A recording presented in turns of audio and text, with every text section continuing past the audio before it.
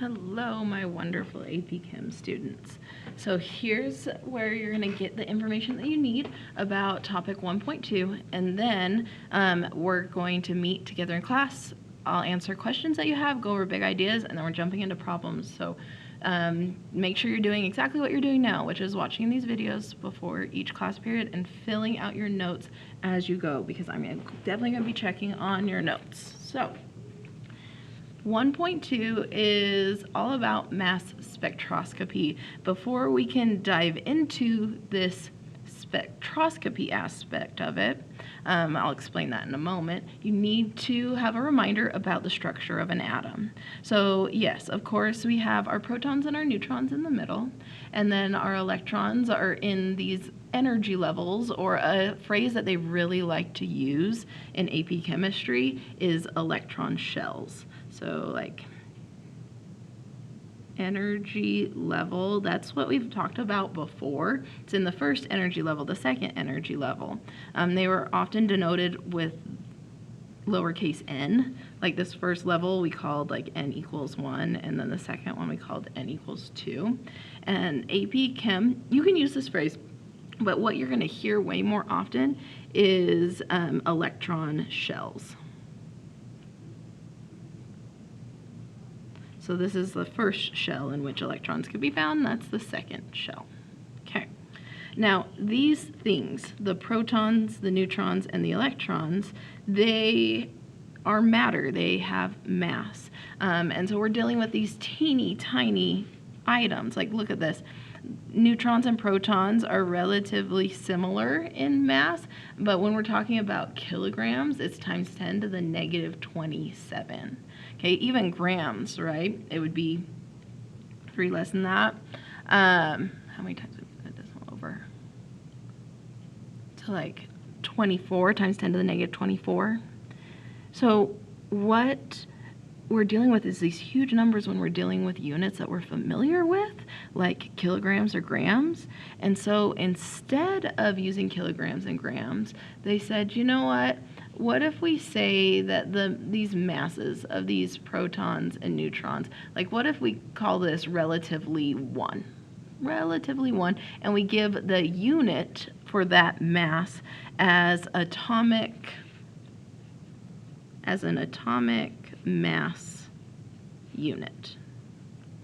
Okay, an atomic mass unit. And so what you've seen in prior chemistry classes is that unit. We would have AMU, atomic mass units. Now, what's crazy is in AP Chem, they may use AMU, atomic mass units, or they might use, let's do AMU. They might use another unit is a 1-to-1 equivalent. They mean exactly the same thing. It's a Dalton. Okay, a Dalton with the abbreviation, the unit of a U. I don't know why. It drives me up a wall. But AMUs are the same thing as a Dalton, which we have the symbol of U representing a Dalton. So this is roughly one atomic mass unit, and it's 1 Dalton, and it's roughly 1 AMU and roughly 1 Dalton. Electrons, on the other hand, are much smaller than these protons and neutrons, and so we see that their masses are a lot smaller. And sometimes we make the assumption that they're so much smaller on the protons and neutrons that their mass is like approximately 0 comparative to the units of 1. Like 1 Dalton versus so small that we can consider it 0. It's not 0. It does have mass, but it is so small even compared to the protons and the neutrons. And then the last thing I want to remind you about is the relative scale of atoms. So this is a great picture to show the comparison of mass and to show these shells, but it is not a good model of volume inside of an atom. So like if I have, let's say this was my atom, okay? The nucleus, which contains all the protons and the neutrons and contains pretty much all of the mass of this whole atom is absolutely tiny, like it's this tiny, tiny volume compared to the whole volume of the atom. And so what is this? Well, it's these electron shells, or another phrase we say is like electron cloud. It's these areas in which those electrons could be located. It's an area of high probability. There's a high likelihood that I will find an electron in this space. Okay? So, comparison. If you have like a big professional like football stadium, and let's say I take an atom and I expand it to the size of that football stadium, all of the protons and neutrons, which contain the vast majority of the mass, would be inside a marble at the center of that stadium. It's absolutely crazy how much mass they have in these tiny little portions of the atom, and then the majority of the volume of the atom is the electrons just flying around. All right, so here's an AP Chem question right from College Board. And so, which of the following statements about atoms is not correct? So we have atoms are electrically neutral because they have the same number of protons and electrons. Okay, now sometimes answers are, we have like good, better, and best answers. In general, but not always, atoms have the same number of positive protons as negative electrons because that makes them electrostatically neutral. It's like the positive and the negative cancel out. But not all atoms are that way. Sometimes there are atoms with electrons that outnumber the protons, or the protons outnumber the electrons. They're still atoms, but we just call them ions. And so, is this statement not correct? Atoms are electrically neutral because they have the same number of protons and electrons. We go, kind, like, yes, true, but also there's ions, and so I'm not going to mark that one. That may be an answer that could possibly be it, but probably not. All atoms of a given element must have the same number of protons, neutrons, and electrons. That's a false statement. So like this could be the answer, and here's what's going on here. If I have carbon, every single carbon atom has 6 protons. Just like for chlorine, every single chlorine atom has 17 protons. That's what makes it chlorine, that's what makes it carbon. Now, the number of neutrons can vary, and that's what an isotope is. It's when you have 2 of the exact same atom, meaning that they have the same number of protons, but their masses are different because they have different number of neutrons. So 2 of the same type of atom, but their neutrons differ. We can also have ions where their electrons differ.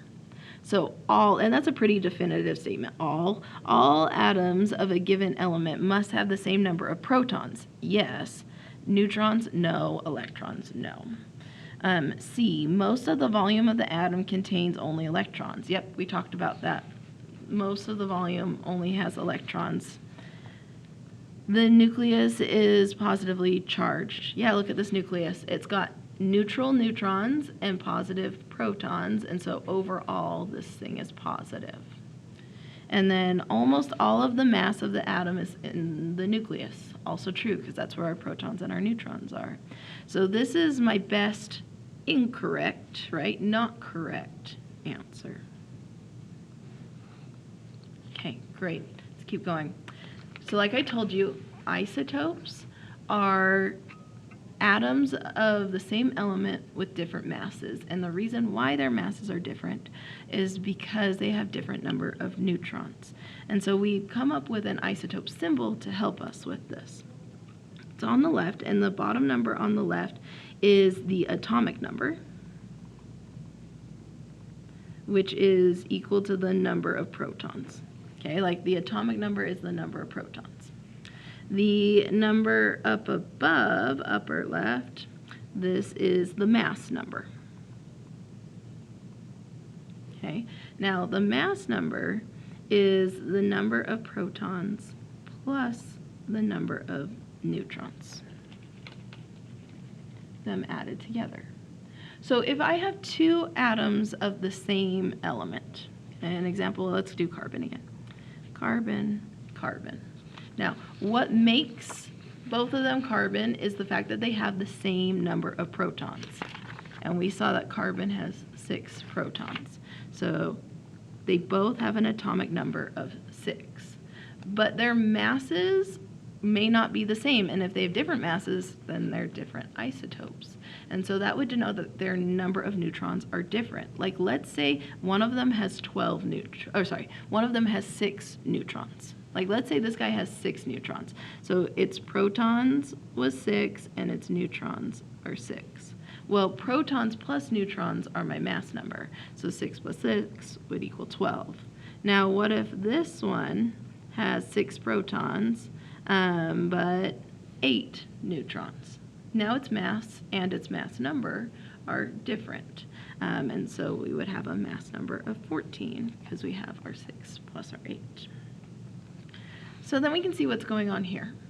First off, I see cesium, and then I'm going to find that on my periodic table right here. The number of protons for cesium is 55. And so they didn't write it down, but guess what? They gave me the symbol, so I know its atomic number is 55, right? That's the number of protons. Well, what about the neutrons? Because the mass number is 134, and of those 134, 55 of them are protons, right? So 134, and if I get rid of the ones that are protons, that leaves me with 79 neutrons, right? Because my protons plus my neutrons is what equals the mass number. Okay, now let's talk about these charges in the upper right-hand corner. What if, back to this example, I also have 6 electrons. Sorry, let's do electrons negative. Oh, it's usually lowercase e. I'll do that over here. So electrons, what if I also had 6? Now, when it comes to the charge, which goes in the upper right-hand corner, I'm not worried about my neutrons. They're not positive or negative. So this atom has 6 positive things and 6 negative things. And the positives and the negatives cancel because it's the same number of positives and negatives. So I wouldn't put anything in this upper right-hand corner. It's neutral. But what if one of these loses some electrons? What if we lose two of the 6 electrons? So I only have 4 electrons. There are 6 positive protons and 4 negative electrons. So there's 2 more positives than there is negatives. So that's why it has a 2+ charge. 2 more positive protons compared to my negative electrons. So then back to this guy. This is just a plus sign, which means a +1. So it has a 1+ or a +1. And there's 55 protons. So there has to be 1 more positive compared to the negatives. So there's my number of electrons. Okay, great. Try this one, hit pause, try this one, and then come back and see how you did. All right, iodine onto our periodic table, atomic number 53. So I know I have 53 protons. My mass number was 131 divided minus the 53. I have 78 neutrons. And then this time it's a -1, or yeah, -1, -1. So we have 1 more negative compared to the positive. And there are 53 positive things, so I have to have 54 negative things, okay? Because I need 1 more negative compared to my positive. By the way, and you're going to hear this word later in this unit, these 2 ions are isoelectronic. Okay, isoelectronic, meaning that they have the exact same number of electrons. Oh, and this guy, look, all 3 of them. Okay, interesting. So what is this guy then? I have 55 protons. Oh, well, that's cesium. And I can put 55, that's my atomic number. My mass number is my protons plus my neutrons.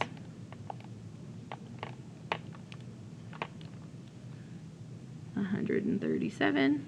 And now I'm going to compare my positive protons and my negative electrons.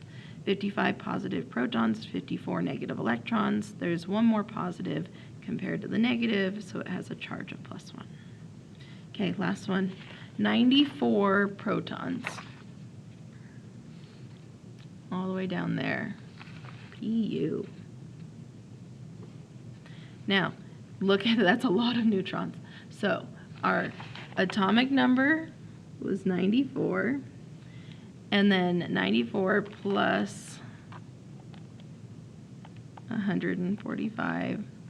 So it's a huge atom, a mass number of 239. And now let's see if it's got a charge. Yes, it does, because our protons and our electrons are not equal. We have 94 positive protons, 90 negative electrons. There's 4 more positives compared to negatives, so that would be a 4+. Okay, I want to explain how this works more in class. But what I'm going to just tell you right now is that this device is how we separate atoms of the same element into their different isotopes. Okay, that like let's say I have carbon over here, it's going to be able to separate, oh, these are the carbons with this mass, these are the carbons with this mass, these are the carbons with that mass. And so in this case, they did it with neutrons. And so they found that above 90.48% of the neon atoms had a mass number of 20, that only 0.27% of the neon atoms had a mass number of 21, and 9.25% of the neon atoms had a mass number of 22. So from the least massive to the most massive. Sometimes you're going to see these graphs where they say mass per charge, and you can ignore the charge aspect because the charge will always be either a +1 or a -1, but it's usually -1 because they're kicking off an electron. I will explain that more in class, but what we're going to do right now is we're going to just analyze these graphs. Great. So, what of neon, which isotope is the most abundant? And that would be neon 20. Okay. Now, I wrote these numbers down. So if this was a question on the AP Chem test, you would do estimated values. You would say, oh, I think this is here, I think this one is at this level, and your answers would be slightly different, and that's okay. They give a range of acceptable answers. Okay? But what I want you to make sure is like whatever numbers you're putting here, they should add up to 100%. So you can even see I was like crossing stuff out and changing it because I wanted all of these, the abundance of all of these, to equal a total of 100%. Will you add these numbers in so we can do this calculation together? So I said that the germanium with a mass number of 70 had 20% abundance. And then 72 was 28% abundance. 73 and 76, I put both as 8%. And then 74, I put as 36%. And what we're going to do right now is we're going to calculate the weighted average atomic mass. We're going to calculate these average mass numbers that are in the periodic table. It's where we take all the isotopes of that element and then we take an average, but that average has to also consider this one being more abundant than that one. And here's how we do this. In order to find this average mass, this average atomic mass, what you do is you take the mass of one of the isotopes and you times it by the percent abundance of the same isotope, and you do that for however many isotopes we have, and so forth, right? For however many you have. And so we multiply them together, the mass times by the percentage, and then we add all those together. And then the last step is instead of dividing by the number of isotopes. What you divide by is 100, because we considered like 100% of it. Okay? And so once we have that, we divide it by 100, and that gives us the average atomic mass. So for this one here, if I'm going to figure out the average atomic mass, I'm going to take the mass of this first one. If they don't give you the exact mass, then I would just use 70 and 72 and 73. Sometimes that's what they do. They don't tell you the exact mass, they just give you the mass number. If they do give you the exact mass, then that's what I'm going to use here instead. So for this isotope, it has a mass of 69.9243 daltons. And I'm timesing that by the percentage, which was 20%. And then I'm going to do that for the other one. So take a moment, let's write it down.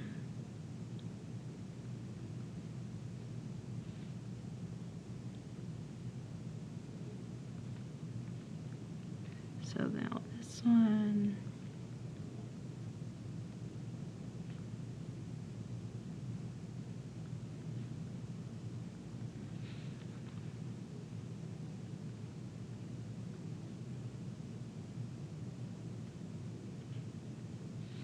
Oh, look, I'm running around the room. I'm gonna kind of squeeze it up here.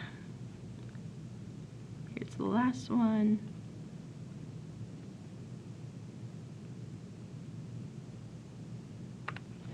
And after I've multiplied and added all of these together, then I'm going to divide that by 100 to get my final average atomic mass. Okay?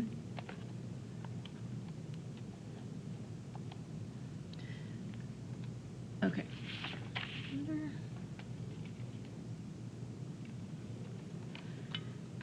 Please bring a calculator with you. The same one that you can use every day, so then you can get comfortable using it, and that's what I want you to use on the test. Okay. 3 times by 20 plus 71.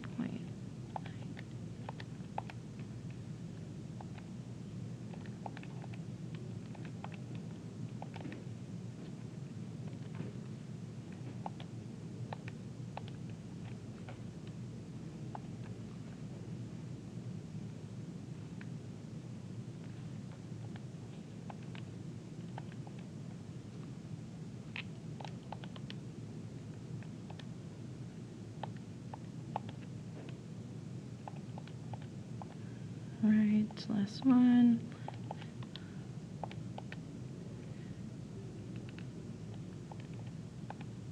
Okay, now this is before I divide it by 100. So that's everything that's like on the top there. And then I'm going to divide that by 100, and this is my average atomic mass. Now let's talk sig figs for a minute, because there was multiplying and there was adding. There's a lot going on here. And so the easiest way to do sig figs is to look at the masses that's provided, and however the least amount of sig figs from these values is what I'm gonna go with. And all of these have 2 digits here and then 4 digits after the decimal, and so we have 72.6424 daltons. That would be our average atomic mass. Now, good news. Sometimes we can, I'm going to come back to this in just a moment. Sometimes we don't have to do all the math and we can visually figure this out. So which of the following would be most likely the element zinc's mass spectrum? Okay, now before I look at my periodic table to see what that number is, I want you to look at this first graph. Imagine this is like on a teeter-totter, and I want to put the fulcrum like where it's going to be balanced. And this is like pretty heavy over here, right? And then there's less things over here.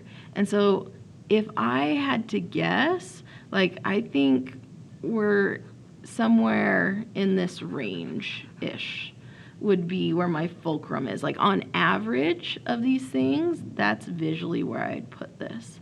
Where here, these guys, they're both really similar. So it's like we got two heavy masses on the end of this teeter-totter, and then there's a few more masses over here kind of pulling it this way. So that guy's right in the middle, so I think this mass would be just to the right of the middle, because this is a little extra that was kind of pulling it that direction. So like on average, that would be my visual average for that spectrum. Okay, now for this one, we do have this kind of pulling it back, but I bet we're closer. Especially it's weighing over there. These two, I think we're over here. Yeah. And then on this one, we have those two in the middle. I think we're somewhere over here. Okay. So for A, it looks like we're around 65, and then we're above 66, above 66, above 66. What do we have going on for zinc? Look, 65.38 is its average atomic mass. And this is visually the closest average to zinc. And so I can, without having to do all that math and calculating what the answers were, I can choose this spectrum right away by taking like a visual average. So let me explain again. Here's another way of thinking about it. This is the greatest abundance. Now, away from that greatest abundance, do you think the average is going to be to the right or to the left of it? Why and by what degree? Because this is the biggest, but see how there's a little bit of mass over here? That pulls the average over that way. Not a lot, but a little bit, right? It pulls it over there a little bit. So I'm guessing that for this element, its average atomic mass is going to be a little bit bigger than 39. Like, I think it'll be less than 40, but I think it'll definitely be bigger than 39.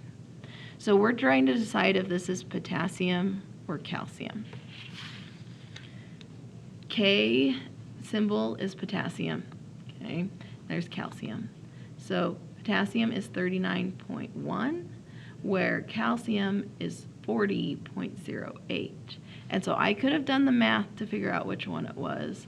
Or if I'm on a time crunch and this is like a multiple choice question, I can take that visual average and I'd be like, I think it's potassium. I think it's just a little bit above 39. I don't think we've made it to 40. And so that would be my guess, is that it is potassium. Great.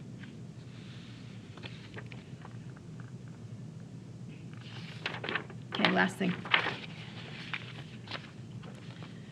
Sometimes they're going to ask you about ratios. It's like, tell me what this ratio is. It could be mass, it could be anything, but it wants a ratio of something, okay? In this case, it's a ratio, let's see, when looking at the mass spectrum, which combination of isotopes would be found in this 4-to-1 ratio? So they want like a percent abundance ratio that's like a 4-to-1.